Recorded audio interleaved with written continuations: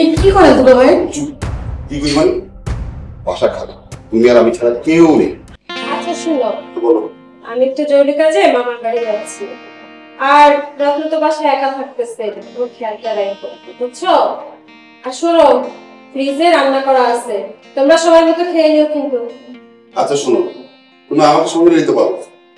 কি যে বলো না তুমি, রত্না বাসায় একা না, তোমাকে যদি সঙ্গে নিই ও তো বোরিং ফিল করবে একা একা বাসায় থেকে। শোনো, তার চেয়ে ভালো হয় দুই শাড়িগুলো ভাই মিলে তোমরা গল্প করো, সময়টা খুব ভালোই কাটবে।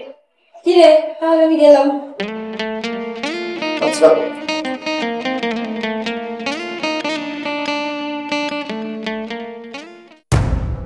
এই কি করে দুলা ভাই? কি করি মানে? বাসা খারাপ, তুমি আর আমি ছাড়া কেউ নেই। হাতটা ছেড়ে কথা বলেন। দেখেছো, তোমার বুবু অনেক বোকা।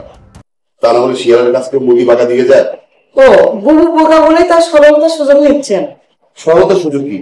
আমি তোমাকে ভালোবাসি, তাই তোমাকে কাছে চাই। আপনি ভালোবাসেন, আমি তো বাসি না। তোমার ভালোবাসতে হবে না, আমি তোমাকে ভালোবাসতেই হবে। বুঝতে পেরেছো?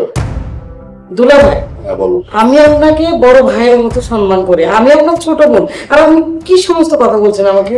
এই ভালোবাসার মধ্যে বড় ভাই ছোট বোন এসব কোনো রাস্তা নেই। তোমাকে আমি ভালোবাসি, সেটা আমি তোমাকে বললাম।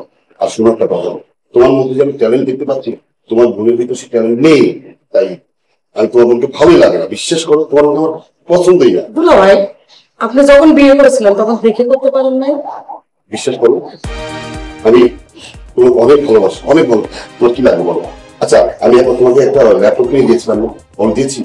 দিয়েছি বলো। এখন তোমার আইফোন লাগবে, আমি আইফোন কিনে দিই। দুলা ভাই, এটা হয় না। একটা বোন হয়ে একটা বোনের সংসার আমি কিভাবে নষ্ট করবো? আচ্ছা শ্রমিক সংসার নষ্ট করবে কেন? সংসার নষ্ট করার কোনো কথা নেই। সংসার থাকবে, সংসার জায়গায় থাকবে, তুমি আমার থাকবে, এটা তো কোনো সমস্যা নেই। তুমি আসো না, আমরা আসো। শোনো, তুমি আমতামতা করছো কেন? ভালোবাসাতে কোনো অপরাধ নেই, ভালোবাসাতে কোনো ক্ষতি নেই, সবাই সবাইকে ভালোবাসতে পারে। আসো, তুমি আমার মধ্যে ঠান্ডা করে দেবো, প্লিজ আসো না। এমন করছো কেন? আরে বাবা, তোমার বোনকে বিয়ে করে বিশ্বাস করো আমি একটু শান্তিতে নেই। সত্য কথা, তোমার আমার খুব ভালো লাগে, তুমি অনেক সুন্দর, বিশ্বাস করো, তুমি অনেক কিউট, অনেক সুইট। আসো, আসো বলছি।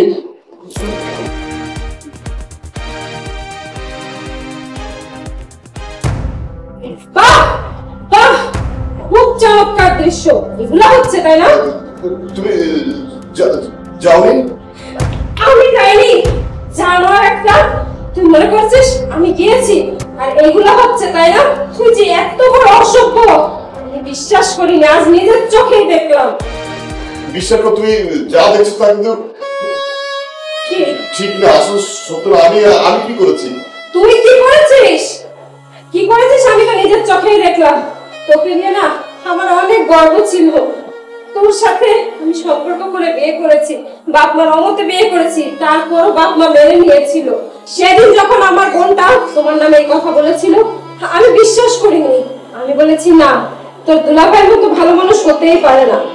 কি বলেছিল সেটা জানো? আপু, তোমার না আমি একটা কথা বলতে চাই, কিন্তু তুমি কি মনে করবো?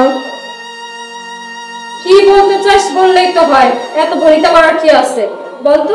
আপু জানো, তুমি যখন বাইরে থাকো বা একটু আড়ালে থাকো, দুলাভাই আমাকে খুব ডিস্টার্ব করে। তুমি জানো, সেদিন আমি পড়ার টেবিলে বসে বলে পড়ছি, দুলাভাই আমার পিছন থেকে এইভাবে জড়াই ধরছে। কি বলতেছিস? তারপরে সেদিন আমি রান্নাঘরে বাসন ধুচ্ছি, দুলাভাই আমার পিছন থেকে ধরছে। আপু, আমি বারবার বলছি আপুর সাথে বলে দিব, সে বলে কি যা হাসতে বলে যা বলে দাও। কিন্তু আমার এই ডিস্টার্ব গুলো ভালো লাগে না। আপু তুমি একটা কিছু করো, না হলে কিন্তু আমি চলে যাবো, আর এখানে থাকবো না। দুলাভাই মনে শালী হিসেবে দুষ্টামি করছে, তোর কি করছে? না তুমি বুঝতে পারছো না আপু, না হলে তুমি যদি নাই বিশ্বাস করো, তুমি একদিন একটা পরীক্ষা করে দেখো। তা ঠিক বলছিস, পরীক্ষা তো করতে হয়। কিভাবে পরীক্ষা করবো বলতো? আচ্ছা শুনো, তুমি যেদিন বাইরে যাবা, তুমি বলবো যে একটা জরুরি কাজে মামার ওখানে যাচ্ছি।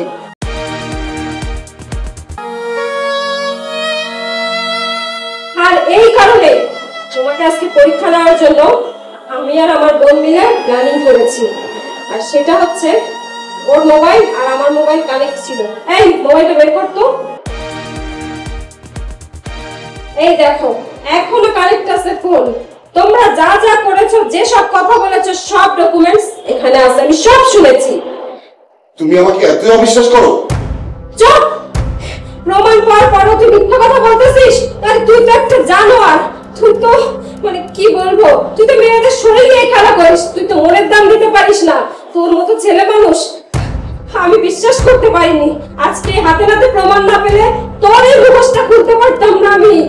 আমার বাপ মা আমাকে কত বুঝিয়েছিল, আমি সবার মতে এসে তোকে বিয়ে করেছি। তারপরেও আমি সবাইকে মানিয়ে নিয়েছিলাম যে আমার জামাই কত ভালো একটা মানুষ, চরিত্রবান একটা মানুষ, সৎ একটা মানুষ। তো এই তোর সততা, তুই আর কাউকে পাইলি না? আমারই ছোট বোনের সাথে এগুলো করা লাগলো তোর? আরে আমার ছোট বোন তো তোরও ছোট বোন, তাই না? তাহলে কিভাবে পারলি তুই বোনের সাথে এমন কাজ করতে? তোর ঘেন্না করে না? নোংরা ছেলে কোথাকার। একটা বউ থাকা সত্ত্বেও তুই তার বোনের সাথে একই ঘরে একই জায়গায় তুই এই সমস্ত খারাপ কাজে লিপ্ত হয়েছিস। তোর মতো জানার না বেঁচে থাকার কোনো অধিকার নাই। দুশ্চরিত্র, লম্পট কোথাকার। বিশ্বাস করো, আমার ভুল হয়ে গেছে। তুমি আমাকে ক্ষমা করে দাও প্লিজ, আমাকে ক্ষমা করে দাও। আমি আর কখনো এসব করবো না। ছি, তোকে করবো ক্ষমা? তোকে কিভাবে ক্ষমা করবে এর পর বল? আরে তুই তো তার রাস্তার টোকায় রাস্তায় পড়েছিলি, তোকে আমি আপন করে বুকে টেনে নিয়েছি। তোকে আমার যত জায়গা জমি সহায় সমিতি সব ছিল সব দিয়েছি। তোকে আমি এই বাড়িতে স্থান দিয়েছি, এটাই কি আমার ভুল ছিল? হ্যাঁ, আর তার বিনিময়ে তুই আজকে আমার জীবন নিয়ে খেলা খেললি। আমারই ঘরে আমারই ছোট বোনের সাথে তুই এগুলা করলি। জানোয়ার একটা, দুশ্চরিত্র।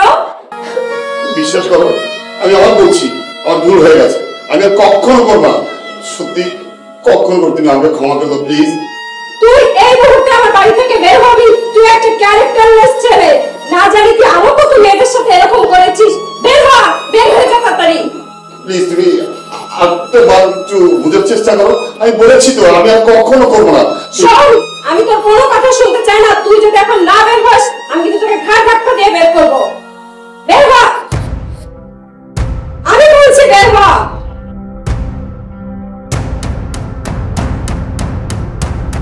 তুই টেনশন করিস না। শোন, দুশ্চরিত্র ছেলে থাকার চেয়ে না থাকা অনেক ভালো। এর চেয়ে একা দিন যাপন অনেক ভালো। তুই টেনশন করিস না।